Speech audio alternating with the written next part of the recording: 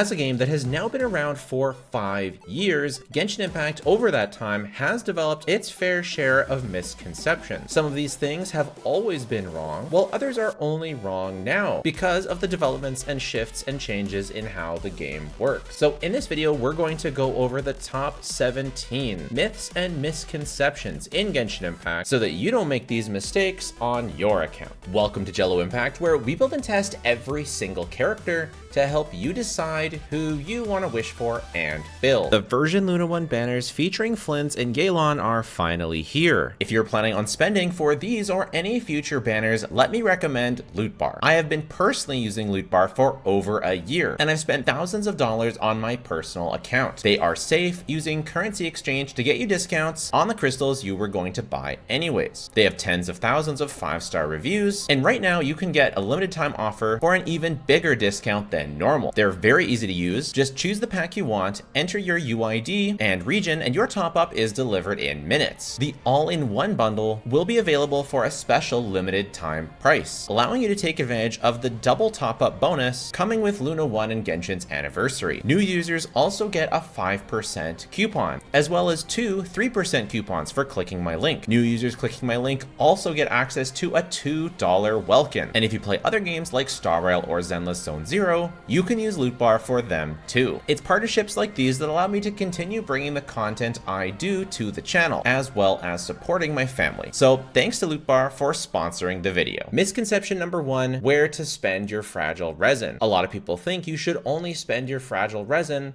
on guaranteed things, talent books, boss materials, and there's nothing wrong with spending it on those things if that's what you need. However, if you're looking to be the most efficient possible, fragile resin should actually be spent during Stygian Onslaught on Artifact. And I'm not just talking about the first original rewards that include the Feather Dust of Enlightenment. The ability to get bonus artifacts in Stygian Onslaught is permanent as long as it is running. So if you want to be perfectly efficient during Stygian Onslaught times, as long as there's artifacts that you need to farm, all of your resin, including fragile resin, should be spent in Stygian Onslaught. Now, again, I'm not saying that that's what you have to do and that's what everyone should do. It is just technically the most efficient way to spend it because you can get more from your resin than normal. And this ties into misconception number 2, where you might think it's always better to get guaranteed upgrades first than it is to get artifact upgrades. And while the sentiment is good, it is definitely good to spend resin on guaranteed upgrades, and you should absolutely do things like crown your Farina skill and burst, crown your Skirk skill and possibly her burst. There is absolutely a point where guaranteed upgrades are a waste of resin. If you're considering crowning Escoffier's burst, well, it's a good burst to crown. If you have the resources, it's at least not bad. If you don't have a proper artifact set for your DPS character, you need to be working on that. Just a couple substat rolls and upgrades will give you a way bigger damage increase than you think. Just a couple extra substats can give you a 10% increase on your character, depending on the quality of your artifacts already. So for hyper carries like Moika, getting,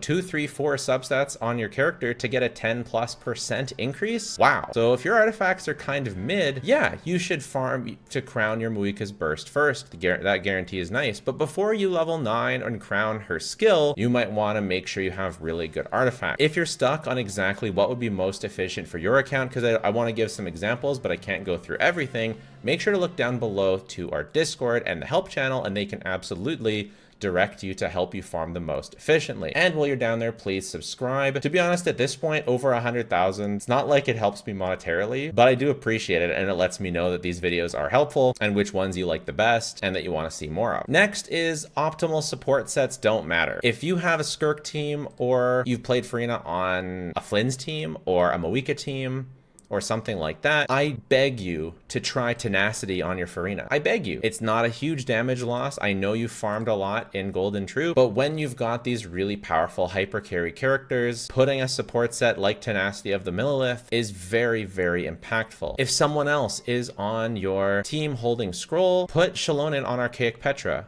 Or if Shalonen's holding scroll and someone else doesn't have an artifact set, put them on Archaic Petra. I beg you. These sets make such a difference to your team damage. Yeah, it's a little annoying to pick up the crystal. Yeah, it's a little annoying. You got a strong box, a new set, but we're talking 35% damage bonus. This is almost an entire goblet's worth from an artifact set. I think people spend way too long getting their support characters and sub DPSs to have good crit stats. But even if your Furina has, you know, a pretty mid tenacity build, it's going to be more impactful for your characters than investing in her personal damage. But I understand if you want to simp max for Furina, I get it. Number 3, Bennett C6 is bad and you shouldn't do it.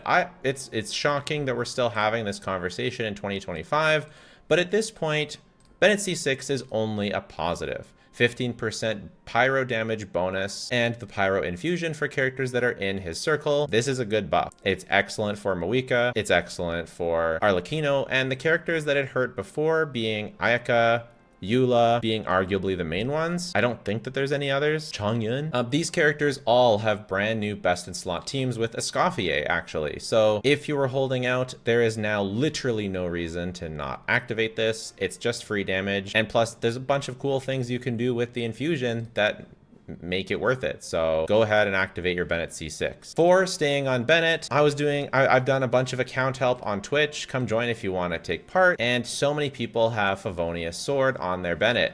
This is bad. Do not put Favonius Sword on your Bennett. Please, please, please. Sapwood Blade is free. It gives him ER. There's plenty of other characters that can use Favonius Sword. Farina being my favorite. Xingqiu being another favorite, Shalonen being another favorite. Yes, Favonius is usually better than Sacrificial Sword on Xingqiu. Bennett wants base attack. It's the only stat he cares about, so please, if you have it, a really high base attack weapon is going to be optimal. Aquila Favonia or the 5-star stat sticks that have high base attack. But if you don't and you want to use more ER and you want to have a more comfortable Fav-like experience on your Bennett, you don't lose nearly as much buffing with Skyward Blade, and you get a nice 55% energy. And then the step down from that is his baseline free-to-play Sapwood Blade, which gives a good amount of ER and has a good high base attack for a 4-star. So please stop using Fav, and if you need that ER, start using Skyward Blade or Sapwood Blade. Please, please, please. Speaking of ER, if your character is ER reliant, the most important stat they need is ER. The most important. If you have Flynn's and you don't have 125 ER, you're going to hate your life. And this is assuming you don't have his SIG weapon or his C1. Just give the boy some ER. Give your Escoffier ER. I know you love your Symphoniest of Sense. Symphoniest of Sense? Why is it of Sense? Why isn't it of food or something?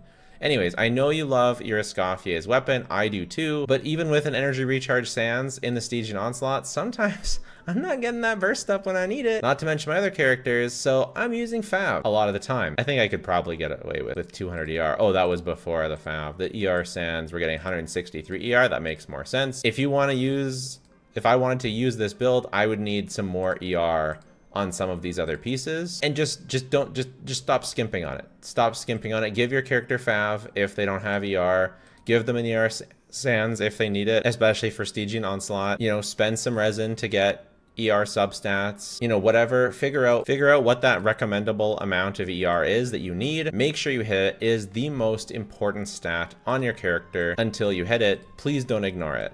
My Farina has 200% ER and Fav, and I swear sometimes I could use 5 more ER. So please just get some ER, okay? Number 6, we're gonna have to speed these up. It's just the idea that you should just get constellations for your favorite character. Now, obviously there's a ton of broken constellations, especially the new constellations, they're really good. But a bunch of them are really bad, especially older characters. Like Klee C1 doesn't matter. Alhaitham C1, C2 is not good.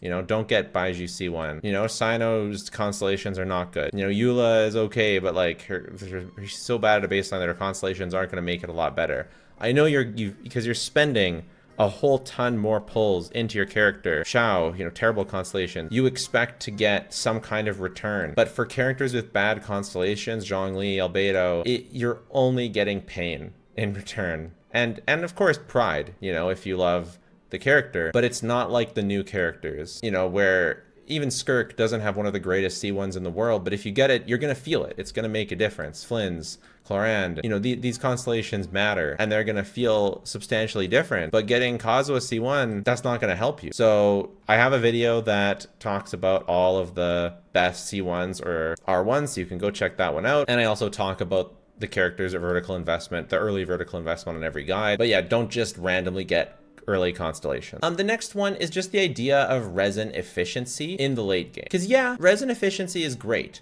When you're first building your account, you want to choose an artifact domain that both domains are going to be useful. But when you get to the end game and you've pretty much built your characters, this might be a little bit of a hot take. So just take this with a little bit of a grain of salt. But if you're using a character that's best in slot is maybe not resin efficient, especially if the character is like in the strong box, like Echoes for Clorand, and you don't have a good Clorand set, keep in mind you have to have under 100 ping for this, but you can just farm it. Like, it's okay. It's okay to farm Skirk's signature set even if you don't have Veresa, and vice versa.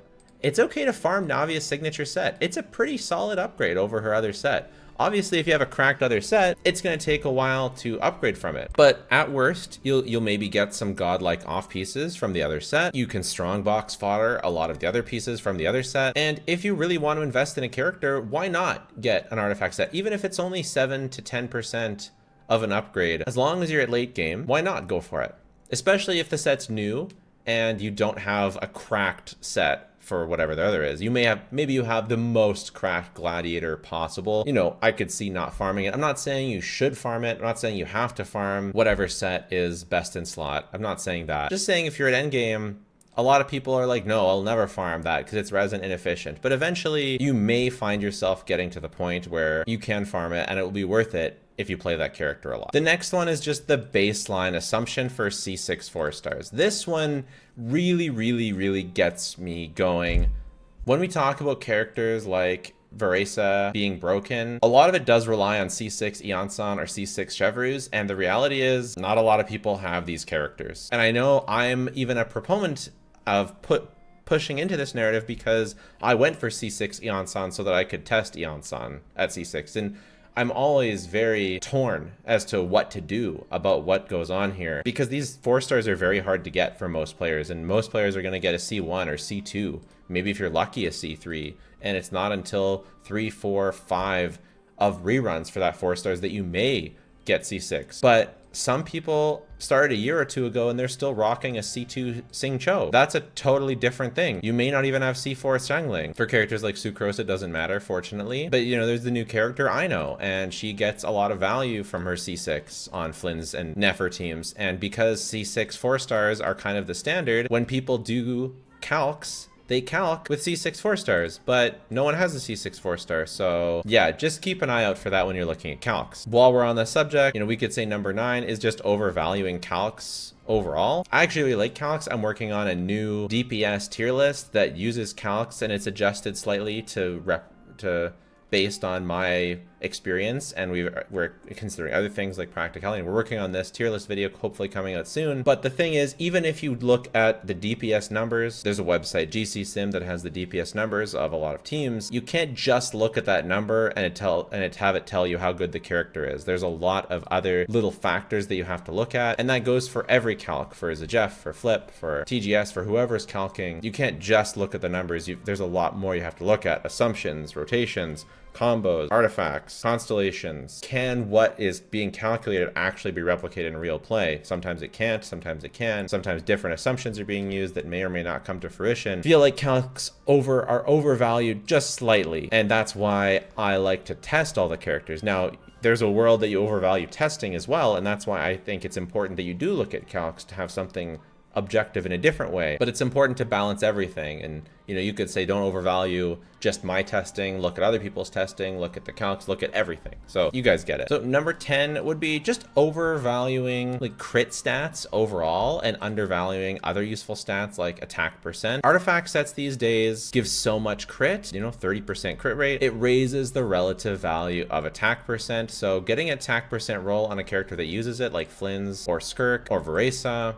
or an EM or HP roll on Mualani, this is almost just as good as crit. And the more crit you get, it makes other things more valuable, such as damage percent on, for example, Veresa's artifact set. When you have a really good Veresa artifacts, her Sig set starts to outperform Codex, but if the set's not as good, then Codex is better, and that's just the way that artifacts interact. I think crit was rightfully dubbed the most valuable stat back in days when it was really hard to get crit, like, you know, Raiden, Emblem of Severed Fates days. It was really hard to get lots of crit on your Raiden, like pretty much impossible. But nowadays, there's tons of free crit rate from weapons, ascensions, and artifact sets that other stats, they were always valuable, but now they've become even closer in value. And obviously, I don't think you should be too excited about flat attack, but even things like flat attack have some value. This rolled 1 into flat attack. This is almost as good as 1 attack percent substat, which that's not amazing, but at least it's something. So just something to keep in mind, artifacts are more than just the crit value. While we're talking a crit value, number 11, I think it's just this idea of a 1-to-2 crit ratio being really important. I think it was really important for, in the old days, someone like Raiden, where the golden ratio would be like 70-to-140. Nowadays, pretty much every DPS, you're gonna get close to 100 crit rate and close to 200 crit damage and beyond, you know, after you factor everything in, because of, again, the tons of crit on the artifacts. So the real differentiator is just going to be overall good rolls, you know, the overall roll value of your artifacts. And I know it's a little bit less sexy, but that's important. Next is just overvaluing like Akasha rankings. I think it's good. It's like cool to see like what percentage, you know, my Mualani is top 5%. You know, my Skirk is top 0.69%. Nice. But you also have to look at other things. Farina has 1.3 million people on here. You know, getting a top whatever percent Farina isn't as important. Top 1.35% Raiden, that's very, very competitive. You should judge the build quality on the overall roll value, not the percentage ranking, especially since a lot of these are, well, if we look at this one, my friend and podcast co-host April, oh, well, she ruined her Al-Haytham, but her Al-Haytham is like a top 1% or whatever on Gilded Dreams, but only for spread teams. No one plays spread teams, and it's kind of bad. Actually, it's not a bad build, but it's kind of a mid build for Hyperbloom, so it's not really all of that relevant. Same with ER. It's like, ooh, look, I have a top 2.2% Novelette, but only in the 120 ER category. So all I'm saying is you just have to look more at the overall context of the roles, not just at your placement. And also, like, it's just kind of arbitrary to get a top 1%. It's like, if you're not top 0.69%, then what are you doing? Next one is the idea that the Traveler is bad. The Traveler, especially the Pyro Traveler, is actually pretty good. One of the better 4-star characters overall, and free. Really good character for a bunch of teams, honestly. You can check out my Traveler guide. And I just feel like Traveler has gotten a lot of slander because Hydro Traveler was really, really, really shit. But Pyro Traveler is really good. So yeah, at least until maybe this will age poorly because Durin will come out and Pyro Traveler will be put to shame. But at least for now, we just don't have that many off-field Pyro options. And Traveler does give buffs and doesn't need ER and can run Scroll and can run Tenacity and can run other like Petra and Mualani teams. And anyway, no more disrespect on Traveler for now. Next is just undervaluing tight rotations. If you're not always clicking something, you're losing DPS, basically. If you're ever running, if you're ever dashing, if you're ever waiting, you're losing damage. I see it. Just see, like, this is just like a general gameplay tip. You know, you want to be clicking buttons fast. You want to be thinking and knowing what the next button you're going to be clicking as you're clicking that one. You know, Farina, skill burst. Escoffier, skill burst, Shenhe, skill burst, and then switch right to Skirk. Don't be dashing around, don't be waiting around. You want to keep tight rotations, and if you can save 3-4 seconds in your rotation, you will see noticeable improvements in your DPS. Like, if every rotation you're losing 3-4 seconds and you're not pressing buttons really, and like, you know, maybe doing a dash cancel here and there with your DPS, whatever they happen to be, you're potentially losing 5 or 6 seconds just on gameplay stutter every rotation. And in Stygian Onslaught, when you're doing 4, 5, 6, 7 rotations, you're losing 30 seconds and all of a sudden you can't clear. So just tightening up those rotations, tightening up that clicky is good. This is just some advice from when I see players that maybe could be playing faster, but you're not playing faster. Just play faster. It's also something I notice if I'm playing a character that I'm not as comfortable with, that I'll click slower. Like if I haven't played Hu Tao in a while, I'm clicking slower. If I haven't played Arlecchino in a while, I'm clicking slower. Even same with Skirk or Chlorand. I'm gonna clicky faster. Okay? Number 15, we're almost at the end. It's about leveling Anemo supports. So you used to want to level 90 your Sucrose. Nowadays, unless I'm taking crazy pills, if you just got Flynn's and you just got a Sucrose, do you need to level 90 her? I kind of don't think so. She ascends from Anemo damage bonus, so that doesn't matter. She doesn't get EM from levels. The swirl damage is completely inconsequential. Her talents don't do anything, so why are you leveling her? You don't need to level her weapon. You don't need to level her past 70. As long as you unlock her passives, then you can stop leveling her. And if I'm missing something, I'll correct this in the comments, but this just occurred to me the other day, and I don't really hear anyone talking about it. You don't really need to level your Sucrose. It might be still worth it for Imaginarium Theater, for grouping, in general, and just like as a swirl driver. Swirl damage goes up like crazy with level 90, so it did used to be worth it, but nowadays, depending on the use case, you may be able to get away with some levels also without putting all those levels in Sucrose or similar characters. Also, is she kind of cute? She's kind of cute. Next is one based on some just questions I've seen on Reddit, and it's just a general PSA. Nodcry characters cannot use damage %. You know, Inefa wants EM or attack. Flynn's wants just attack. Nefer is going to want just EM. Damage % is not good, and that's why Farina is not dominating Nodcry. So just a quick little PSA. If you want poll help, again, join the Discord server. And if you have thoughts and misconceptions, put them down below. And if you don't want to do any of that, that is totally fine. Subscribe to our podcast. But yeah, again, if you don't want to, it's totally fine. Just watching has been more than enough. Thanks so much. Bye for now.